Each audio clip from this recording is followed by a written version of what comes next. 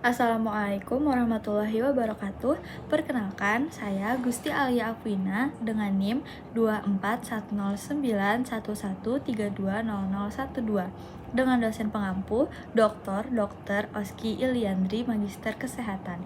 Saya di sini akan menjelaskan sedikit tentang materi anatomi muskuloskeletal di regiotorakis dan membris superioris dan vaskularisasi dan inervasi sistem muskuloskeletal. Anatomi muskuloskeletal di regiotorakis.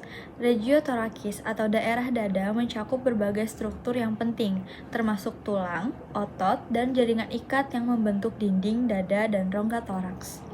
Dalam konteks anatomi muskuloskeletal, kita fokus pada sistem tulang dan otot yang mendukung pergerakan serta perlindungan organ vital di dalam dada.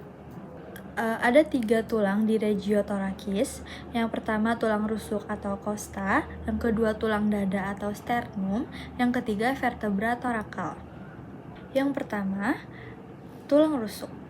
Dada terdiri dari 12 pasang tulang rusuk yang melengkung yang berfungsi untuk melindungi organ-organ penting seperti jantung dan paru-paru.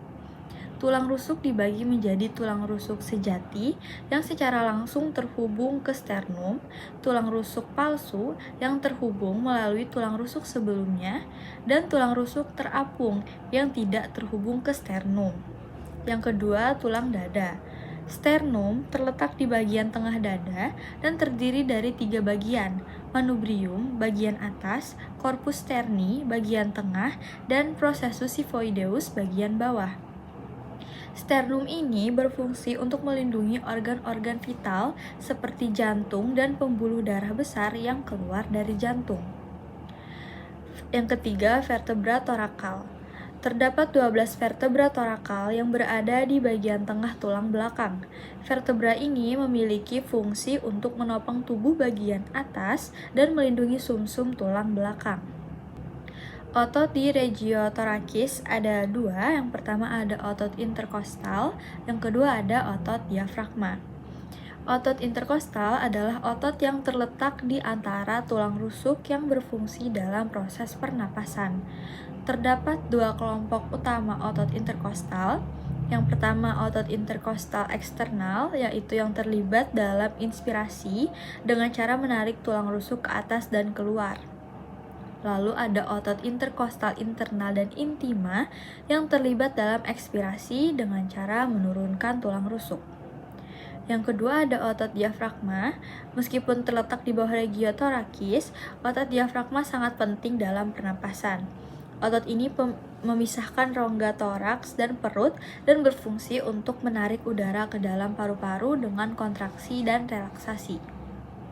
Lalu ada sendi di regiotorakis. Ada 3 sendi. Yang pertama ada sendi sternokostal, yaitu sendi antara tulang rusuk dan sternum. Sendi ini memungkinkan sedikit pergerakan pada saat pernapasan. Yang kedua ada sendi costovertebral, sendi yang menghubungkan tulang rusuk dengan vertebra torakal. Sendi ini memungkinkan sedikit rotasi dan gerakan fleksibilitas yang penting selama pernapasan. Lalu yang ketiga ada sendi costotransversal, sendi yang menghubungkan tulang rusuk dengan processus transversal pada vertebra torakal. Ini memungkinkan gerakan pernapasan. Anatomi muskuloskeletal di membris superioris atau anggota tubuh bagian atas. Membris superioris adalah bagian tubuh manusia yang terdiri dari bahu, lengan atas, lengan bawah, dan tangan. Fungsi utama dari anggota tubuh bagian atas adalah untuk memberi dukungan bagi berbagai jenis gerakan, mulai dari mobilitas tangan hingga pengangkatan benda. Ada 5 tulang di membris superioris. Yang pertama adalah clavikula atau tulang selangka. Clavikula adalah tulang yang menghubungkan lengan atas dengan rongga dada, memberikan stabilitas untuk anggota tubuh bagian atas. Yang kedua ada scapula atau tulang belikat. Scapula adalah tulang segitiga yang terletak di punggung atas dan berfungsi sebagai titik perlekatan untuk banyak otot bahu dan lengan atas. Yang ketiga ada humerus. yaitu tulang panjang yang terletak di lengan atas. Humerus menghubungkan bahu dengan siku dan berfungsi untuk memberi kekuatan dalam berbagai gerakan lengan. Selanjutnya ada radius dan ulna, dua tulang panjang di lengan bawah. Radius terletak di sisi lateral dekat ibu jari dan lebih aktif dalam pergerakan rotasi pergelangan tangan. Sedangkan ulna terletak di sisi medial dekat kelingking dan lebih stabil, memberi kontribusi pada fleksibilitas dan ekstensi siku. Lalu yang terakhir ada tulang tangan yang terdiri dari tulang karpal, 8 tulang pergelangan tangan, metakarpal, tulang telapak tangan, dan falang, tulang jari. Ada 4 otot di membri superioris. Yang pertama adalah otot deltoid, otot besar berbentuk segitiga yang terletak di bahu. Otot ini memungkinkan gerakan lengan ke arah samping, depan, dan belakang. Yang kedua ada otot biceps brachii, otot yang terletak di bagian depan lengan atas dan berfungsi untuk menekuk siku. Lalu yang ketiga ada otot triceps brachii, otot yang terletak di bagian belakang lengan atas berfungsi untuk meluruskan siku. Dan yang terakhir ada otot pectoralis major, otot besar yang terletak di bagian depan dada, berperan penting dalam gerakan lengan seperti mengangkat dan menarik. Ada 3 sendi di membri superioris. Yang pertama ada sendi bahu, sendi bola dan soket yang memungkinkan pergerakan lengan dalam berbagai arah. Ini adalah sendi yang sangat fleksibel tetapi juga rentan terhadap cedera. Yang kedua ada sendi siku. Sendi ini adalah sendi engsel yang memungkinkan gerakan fleksibilitas dan ekstensi dari lengan bawah. Lalu ada sendi pergelangan tangan. Sendi ini memungkinkan pergerakan pergelangan tangan dalam berbagai arah, baik fleksibilitas maupun ekstensi. Vaskularisasi sistem muskuloskeletal. Vaskularisasi merujuk pada sistem pembuluh darah yang mengalirkan darah ke otot, tulang, dan jaringan lainnya untuk memberikan oksigen dan nutrisi yang diperlukan untuk fungsinya. Ada 2 vaskularisasi, yaitu vaskularisasi di regiothoracis dan vaskularisasi di membri superioris. Untuk vaskularisasi di regiothoracis itu ada 2, ada arteri subclavia dan arteri interkostal. Arteri subclavia mengalirkan darah ke lengan atas dan dada. Cabang dari arteri subclavia adalah arteri thorax interna yang menyuplai darah ke dinding dada. Lalu arteri interkostal yang menyuplai darah ke otot interkostal dan kulit di antara tulang rusuk yang sangat penting untuk pernapasan.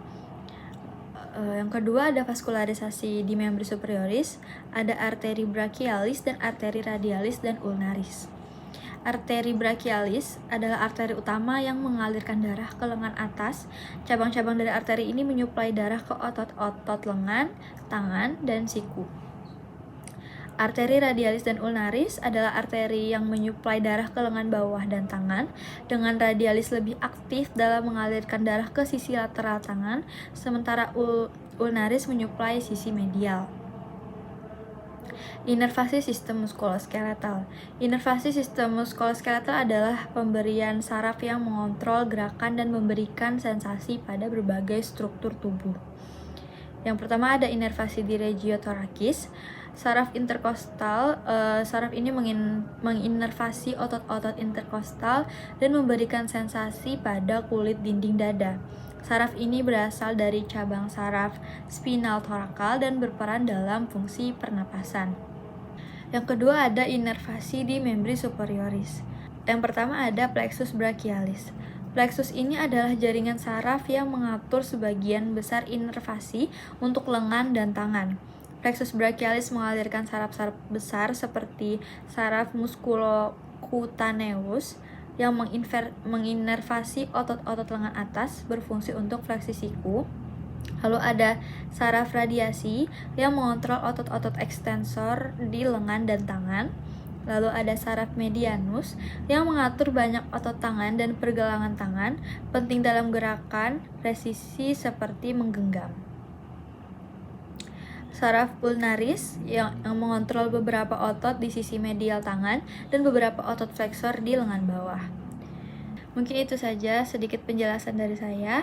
Terima kasih. Wassalamualaikum warahmatullahi wabarakatuh.